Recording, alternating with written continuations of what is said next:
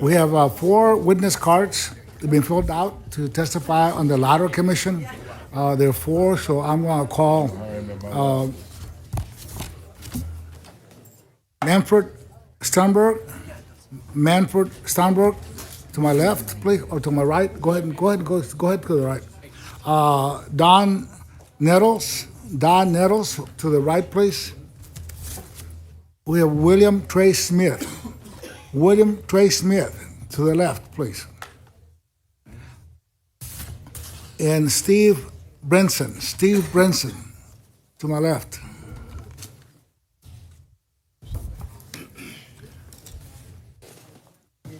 You will have 2 minutes to testify, and Mr.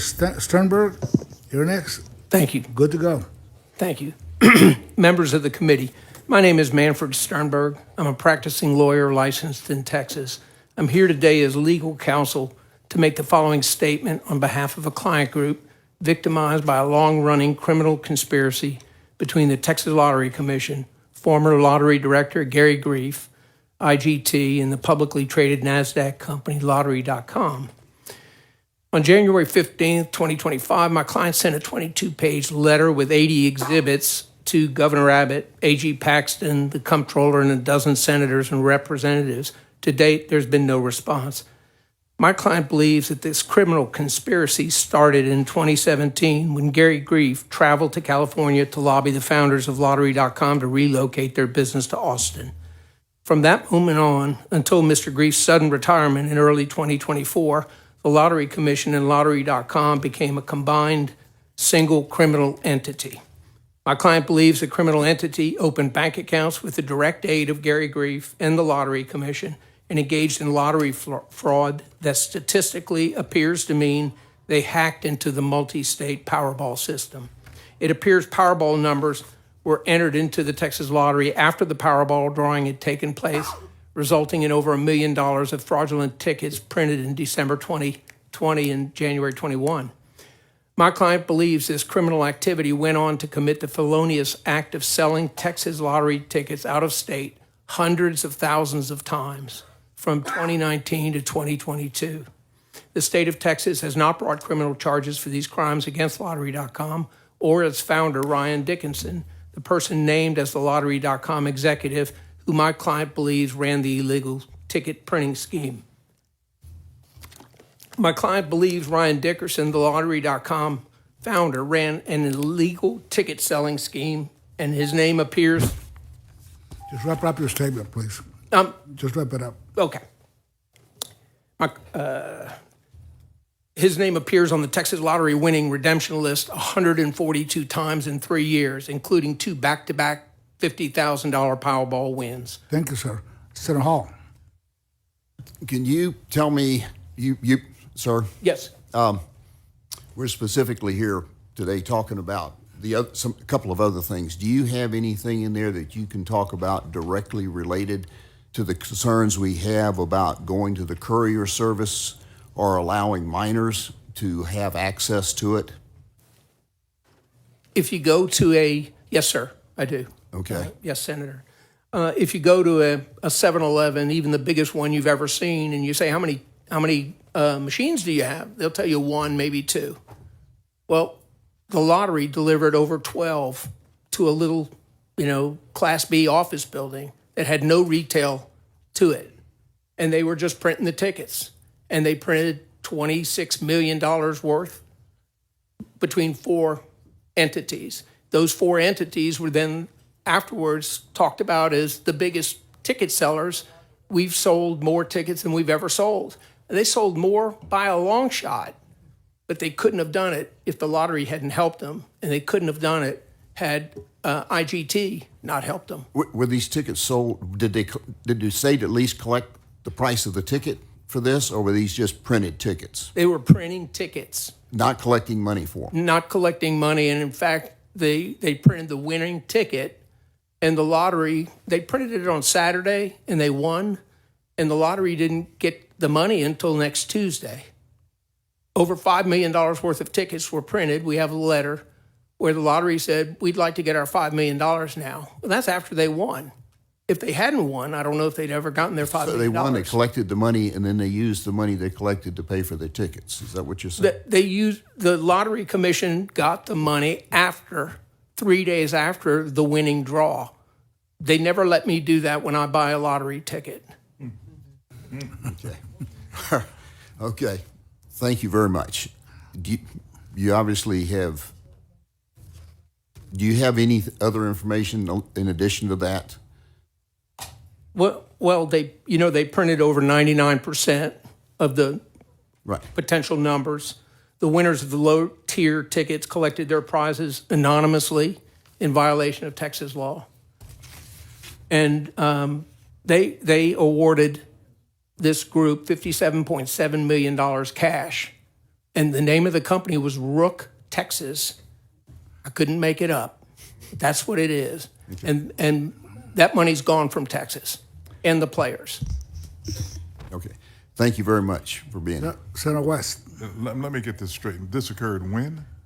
In April of 2023, and before that time, it took time to, get these 4 groups into place, and then the lottery, the jackpot got very large, and then on a Wednesday when it didn't win, they said, let's go print all these tickets Thursday, Friday, and Saturday, and they needed all those machines and 3 pallets of paper to be delivered by the operator of the lottery to a nondescript little building. And then they won. Go figure. This is separate and apart from the discussion, the hour-long discussion we just had. This is a different. Well, it's couriers. It's still part of the Korea Yes, sir. discussion. Yes, Senator. Yes. Okay. $57 million. That was the cash value. It wasn't plus the low tier. Yeah. Plus the low tier. Yes. And you've sent letters to the governor.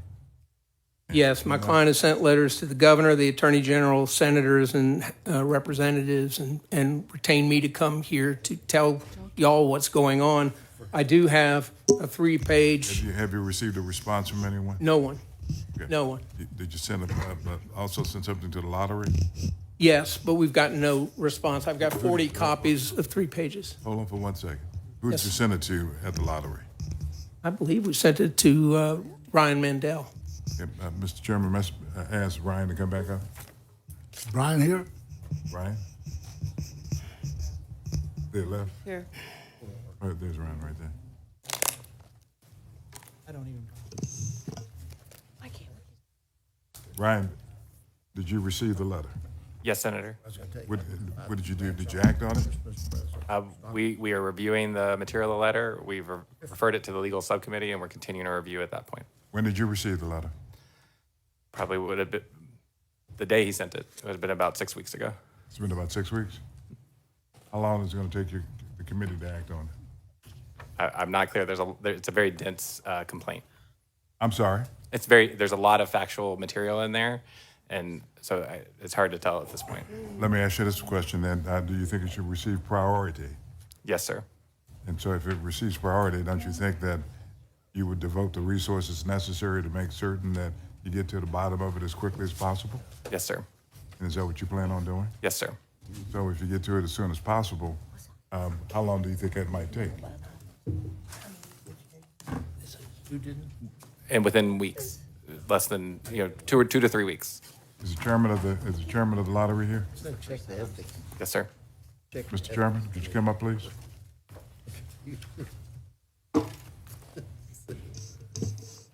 Who I've been knowing for a long time, anyway. Are you aware of this? So the answer, yes. We are definitely aware. It is something that is very concerning. I know all of our commissioners are very frustrated by. So you are aware of it? We are aware. And And is it are you directing Ryan to make it a priority? yes, Okay. I don't understand why he hadn't received a response, acknowledging receipt of the letter at least, Ryan. Again, it was. It was what? Yeah, it was a mistake. I should have acknowledged receipt. But don't you think you ought to do that today? Yes, sir. I mean, he's bringing up this information, and frankly don't know whether or not the responsible agency is taking it serious. So I would recommend that you do that. And I'm hoping, Mr. Chairman, members, that we get something back within the next couple of weeks, given that it should be a priority of your agency to figure out whether the allegations that are being made are in fact true. Could you get us something back in a couple of weeks? Yes, sir. Thank you, Mr. Chairman. Senator Alvarado. Thank you, Mr. Chairman. Sir, I'm reading the letter here, and you mentioned, what was it, Rook, Texas. Texas, and who was that group? I mentioned it earlier, but I wasn't sure if I had that right. Was it a European group? We don't know who that group is behind the corporate veil, but we believe it's a group out of Malta. Out of Malta? Malta. Okay. And I just want to make sure, because I know you didn't get through your letter that you referenced. So Ryan Dickinson, who was the founder of Lottery.com, his name was on the Texas Lottery winner redemption list 142 times in 3 years. Is that right? That is my understanding, and he won back-to-back $50,000 prizes. Okay. And Gary Grief was the executive director at the time and pretty much seemed like turned a blind eye to this, if not was aiding and helping this. If you read his letters on Texas Lottery Commission letterhead, I think reasonably you would say he helped them.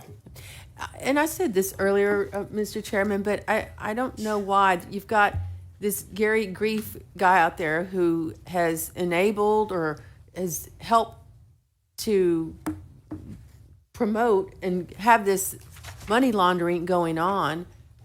And he's out there, I don't know, is he collecting retirement, his pension, but he's out there with no criminal charges. He's having no consequences. Nothing has happened to him. I don't know why. I was talking to my colleague here, and we were talking about why can't this be referred to the Texas Rangers, the Public Integrity, or to the Attorney General's office? He should not be out, just resigned, retired, enjoying his retirement.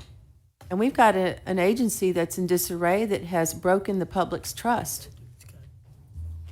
And back to Senator West's point, the fact that y'all did not respond to the letter knowing that this issue was out there. Sunset Review was in the summer.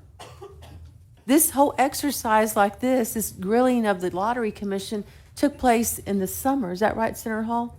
Yeah. And knowing that it's out there, you ignored the letter.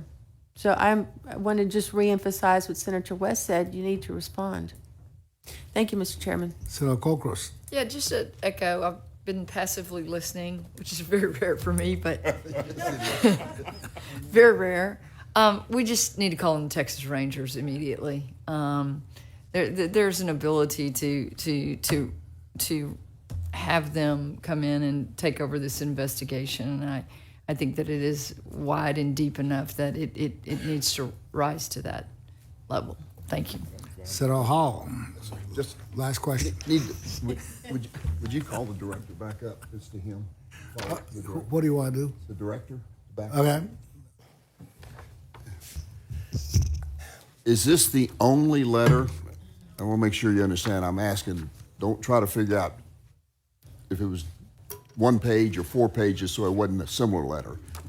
But a similar accusations at any time? Have you received a similar letter to this of concern with people of improper activities? I want to make sure I answer your question correctly. This particular, like this whole criminal conspiracy with Lottery.com, this would be the only letter. We get a number of complaints, and we certainly did get a number of complaints. No, them complaints I'm okay with. Yep. But somebody that says, I really think we got money laundering going on here. We got tickets that are being printed and not paid for until after they win the money. Anything similar to truly bad, but illegal behavior.